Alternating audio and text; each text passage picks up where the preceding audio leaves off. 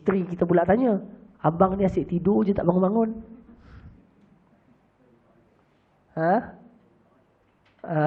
Baru tutup mata ya? Baru buka mata. Isteri Nabi tengok suaminya beribadah sampai tanya, sampai macam ni sekali ke ibadahnya. Kita pula sampai nak kena kejut, bang, tak ibadah-ibadah pun kita dah tua dah ni. Sampai terpaksa kena ingatkan begitu.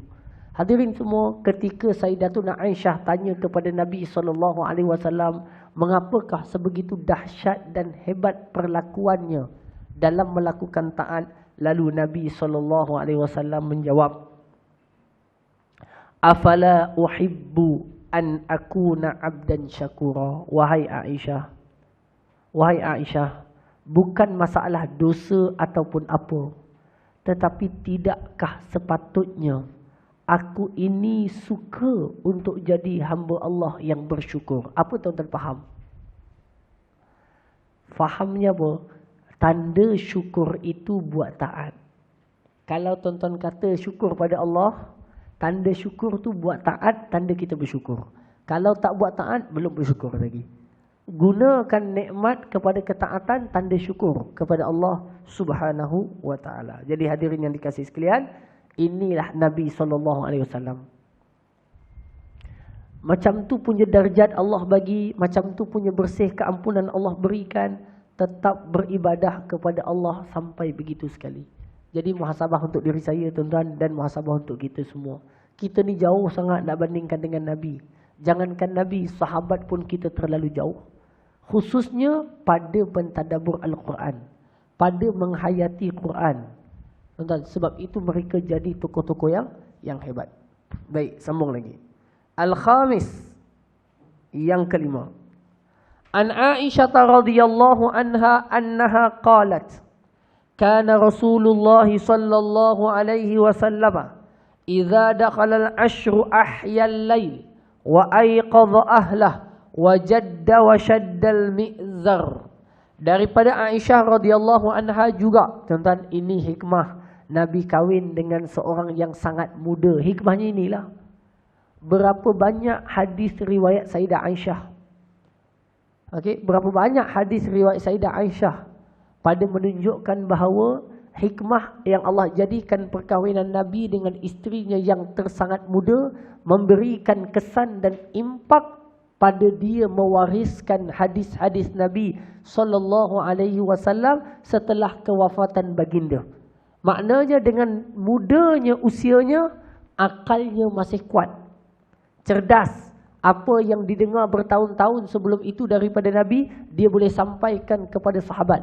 Sebab itu perkahwinan Nabi SAW walaupun banyak, semuanya adalah dengan hikmah ilahiyah yang Allah Ta'ala lebih mengetahuinya. Tengok hadis yang tadi Aisyah, hadis sekarang Aisyah juga radhiyallahu anha. Daripada Aisyah radhiyallahu anha, bahawa sesungguhnya Nabi SAW telah bersabda. Apa kata Nabi? Kana Rasulullah sallallahu alaihi wasallam idza dakhala al-ashru ahya al-lail. Adalah Nabi sallallahu alaihi wasallam apabila memasuki 10 malam yang terakhir bulan Ramadan, ahya al-lail, Nabi akan hidupkan malam itu dengan melakukan ibadah dan taat. Kerana itu kemuncak Ramadan, iaitu berlaku pada 10 yang terakhir. Fadilatnya banyak, adanya Lailatul Qadar dan yang lain-lain daripadanya. Lalu katanya apa lagi? Wa ayqadha ahlah. Nabi akan bangunkan dan kejutkan keluarganya. Tuan-tuan, sunnah ni kalau boleh tuan-tuan kita buatlah. Nanti 10 malam akhir kejutkan isteri. Susah nak bangun, tak apa, kejutkan juga. Bangun 10 Ramadan ni, buat 2 rakaat, tidur balik, tak apalah. Buat tak apa, yang penting buat. Tuan-tuan, kejutkan anak kalau ada. Telefon dia, Din, bangun. 10 malam ni, bangun. Besok telefon lagi. Nabi ayqadha ahlah, kejutkan keluarganya. Wajadda, bertambah kesungguhannya melakukan ibadah dan taat. Waktu Nabi buat ibadah, ibadahnya hebat. Waktu Nabi jihad, jihadnya luar biasa. Waktu Nabi bersosial dengan masyarakat, tersenyum, tertawa, bergurau. Waktu Nabi bermuamalat, muamalatnya adil, jujur, baik. Nabi ni tuan-tuan wataknya macam-macam. Watak ketika ibadah, pelajaran. Watak ketika bermuamalah, pelajaran. Watak ketika berjihad, pelajaran. Wataknya dengan keluarga, pelajaran. Wataknya dengan cucu dan anak-anak, pelajaran. Itulah Nabi SAW. Kita ni kadang-kadang watak kita satu je. Kalau bengkeng, bengis je. Dengan anak ke, dengan isteri ke, dengan kawan, bengis. Kalau melawak, lawak je. Susah nak serius. Orang ni payah nak jumpa serius. Ada seorang pakcik tu dia kata, dia pergi mana, dia pergi pinang anak dia pun ke gelak-gelak, buat lawak dekat dalam majlis. Cakap tu melawak dan sebagainya. Dia kata, saya ni tak boleh serius lah. Susah nak serius. Jadi hadirin yang dikasihi sekalian, Nabi SAW, dia punya wataknya macam-macam boleh jadi akhlak. Kalau dalam jihad, nampak hebat, bersungguh dalam jihad. Kalau beribadah, nampak ketekunannya. Kalau menuntut ilmu dengan Jibril AS, hebat sifatnya. Kalau berada begini-begini dengan keluarga, dengan sahabat, dengan rakan, pendirian yang tegas, ada masa berlembut, ada masa tegas. Jadi semua watak-watak ini merupakan sifat kesempurnaan bagi junjungan besar Nabi Muhammad SAW. Baik. Wajadda, dan Nabi bertambah kesungguhannya dalam taat.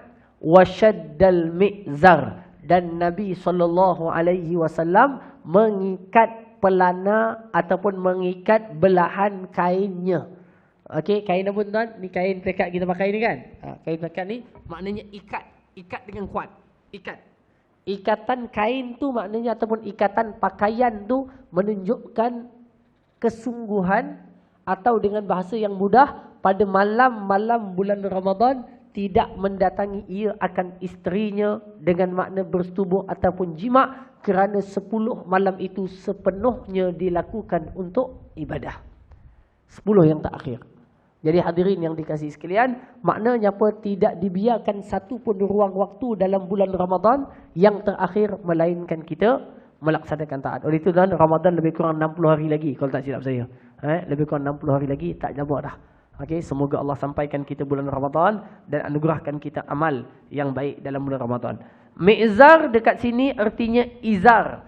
Kinayah, kiasan kepada menjauhi isteri-isterinya. Okey, menunjukkan kepada kesungguhannya untuk melakukan ibadah kepada Allah Subhanahu wa taala. Jadi tuan-tuan, kalau Nabi pun bersungguh, kita kena ambil kekuatan kesungguhan itu untuk sama-sama melakukannya. Saya cubalah juga tuan-tuan nak hidupkan semua malam, bukan semua setiap hari bangun. Maknanya bangun-bangun tu dah tidur, bangun terus tak tidur sampai subuh, tak boleh.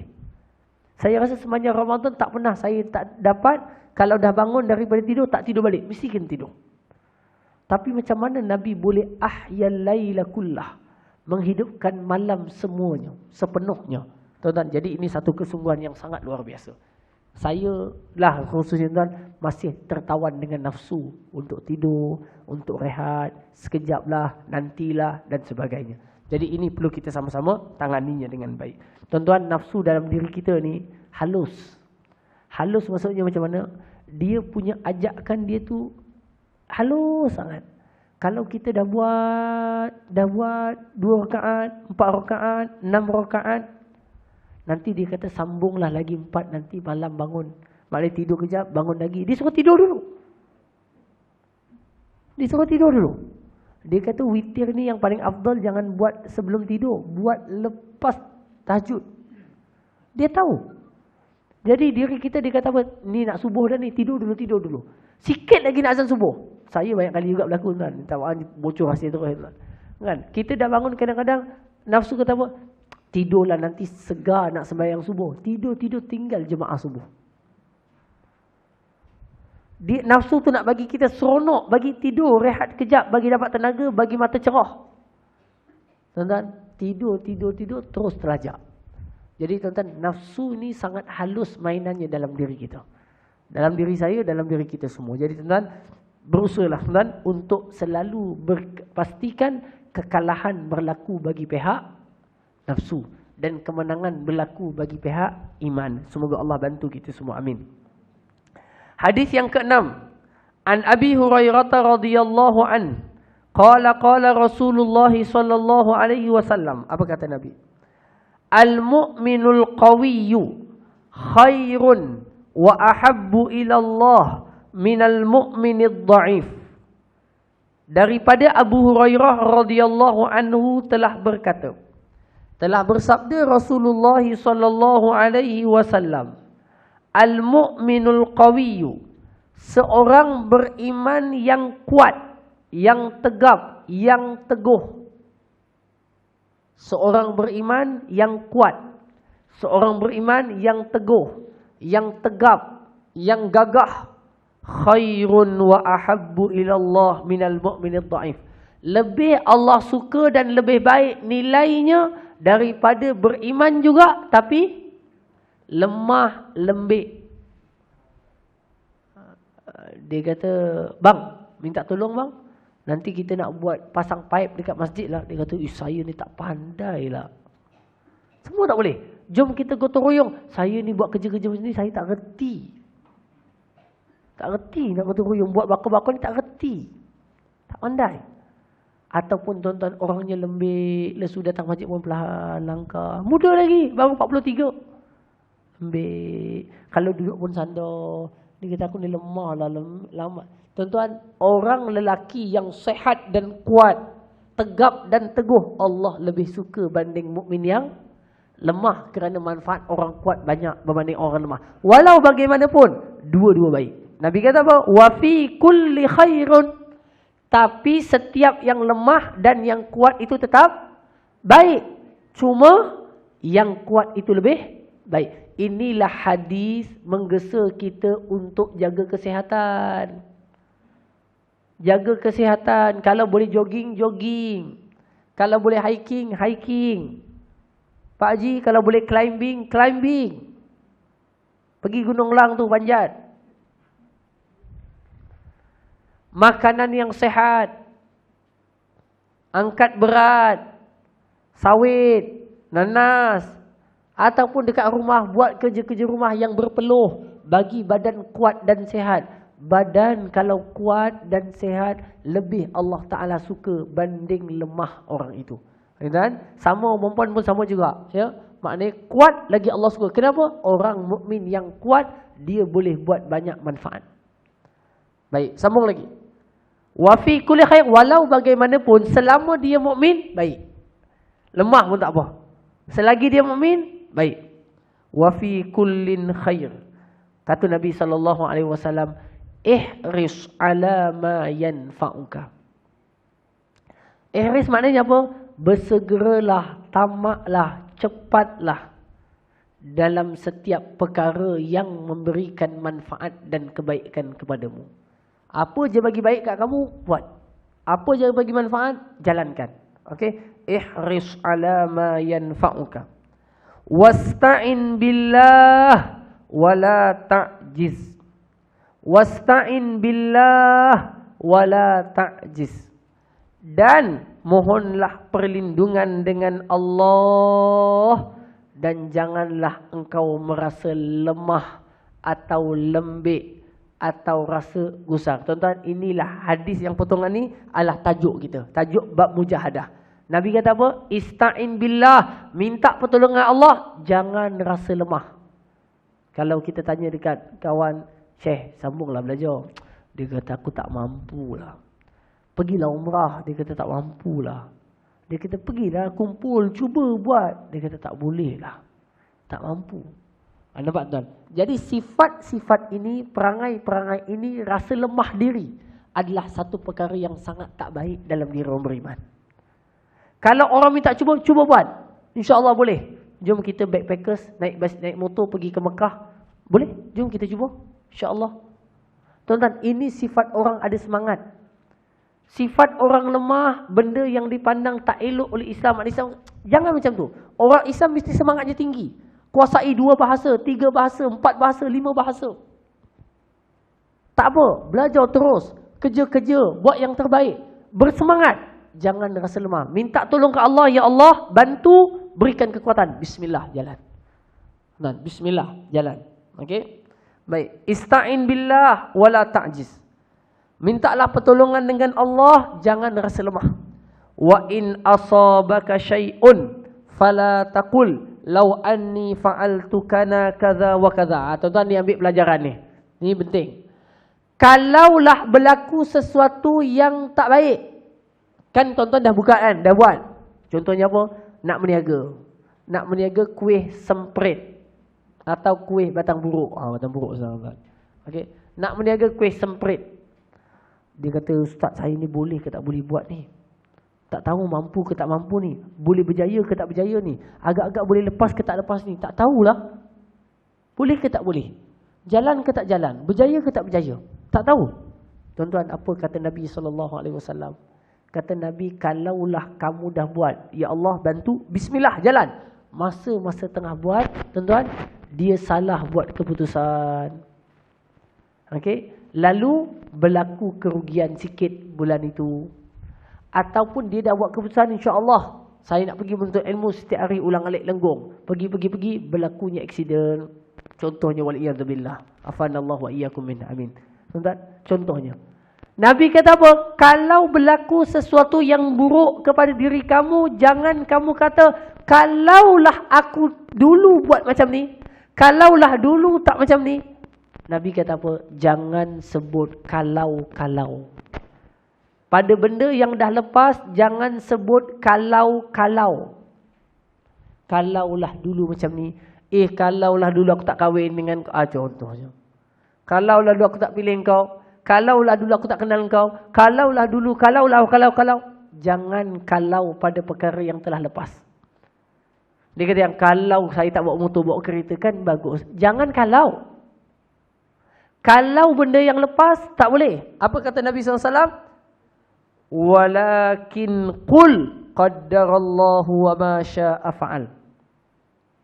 Akan tetapi kalau kamu tertimpa sesuatu yang tak elok, sebutlah qaddarallahu wa ma syaa fa'al. Hafal tu ayat tu.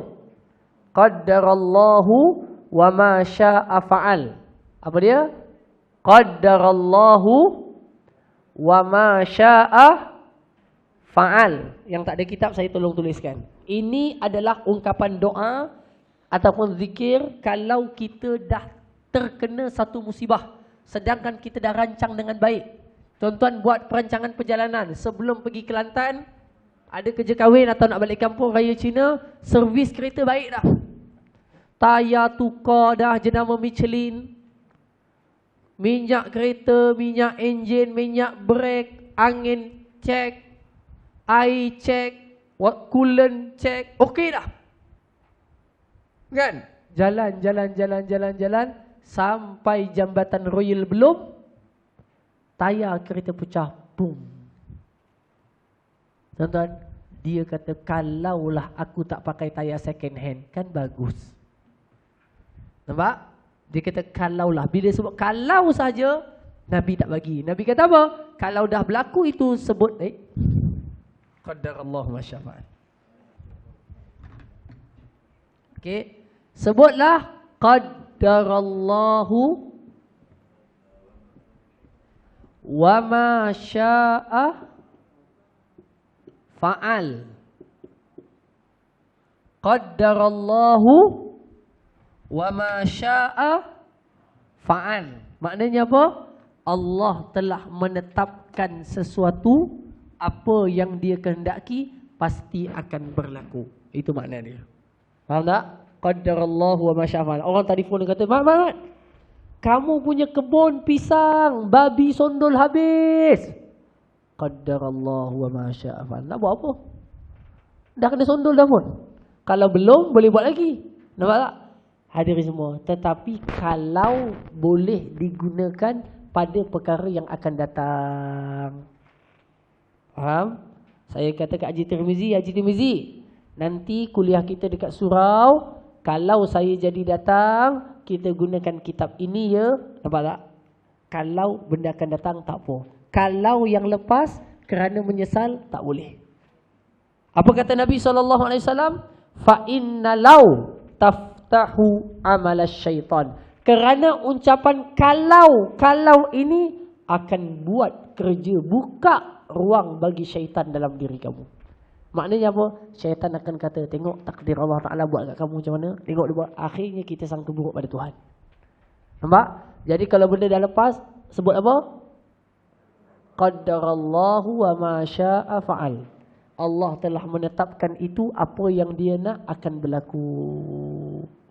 Boleh? InsyaAllah. Oh, baik. Sekejap, dah habis ke belum? Oh, panjang lagi. Okey. Kita habiskan satu je hadis. Kemudian sambung hadis yang ke seterusnya insya-Allah.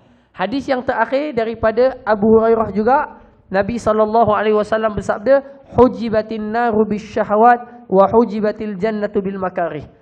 Sesungguhnya terhalang ataupun dihalangi neraka itu atau dipenuhi neraka itu dengan perkara yang disukai syahwat. Makan, tidur, main, berjoli, minum arak, berjudi, kaya, mewah, itu, ini, disangka sanjung tinggi dan sebagainya. Semua benda itu adalah benda yang nafsu dan syahwat suka. Neraka kebanyakannya penuh dengan sebab ini. Wa hujibatil jannatu bil makarih. Sedangkan kebanyakan benda yang memasukkan seorang ke dalam syurga, kebanyakan sebabnya adalah benda-benda yang tak disukai nafsu. Malam-malam kena bangun, nafsu tak suka, iman suka, nafsu yang tak suka. Sedekah, nafsu tak suka, iman suka.